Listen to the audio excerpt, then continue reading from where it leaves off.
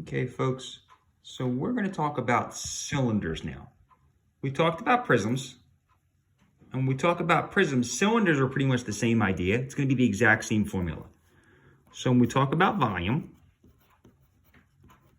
it's still going to be, just like in prisms, the area of the base times the height.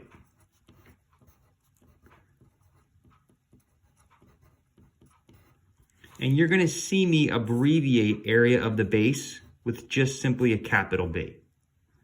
So my formula is volume equals area of the base times the height. The difference here is when we talk about our cylinder, yesterday we had rectangular prisms, we had triangle prisms. What is the shape of the base of a cylinder? Well, it's a circle. So the area for a circle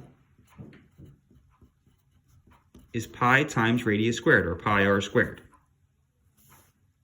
So that's my B value right here. So for me to find the area of this, I have my radius that's given to me.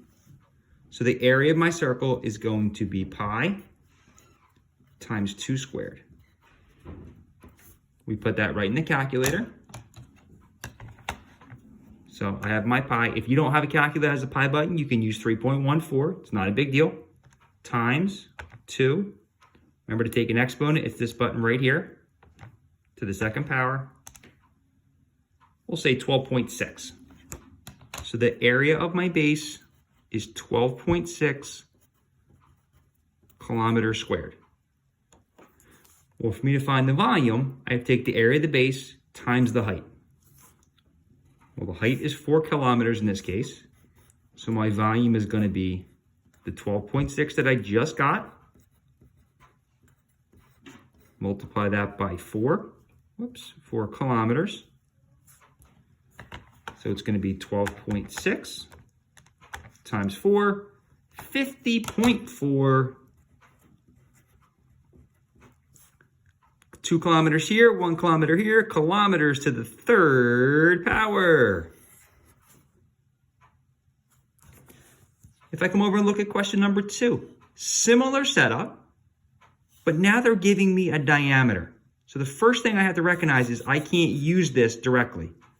I have to recognize that the radius is going to be 12 yards.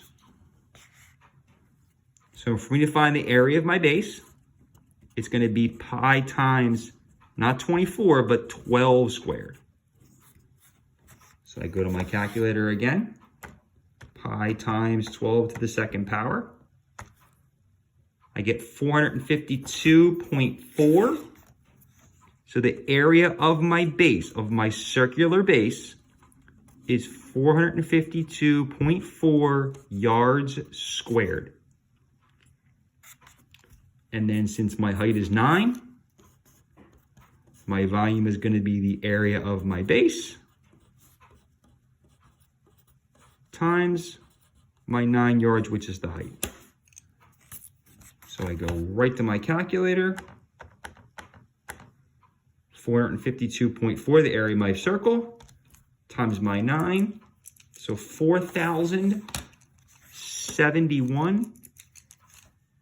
Oh no, my pencil's not working. 4,071.6 yards to the third power.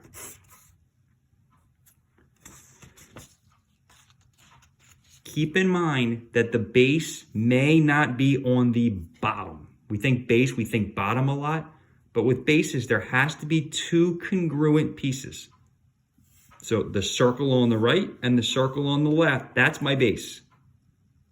So for me to find the area of my base, they're giving me the radius. The 3 is not the radius, has nothing to do with the circle. So it's going to be pi times 5 squared. We do pi times 5 squared. I get 78.5 feet squared. And then for me to find my volume, I take the area of my base, multiply that by my height, and that's going to give me my volume. So 78.5 times 3, 235.5 feet to the third power.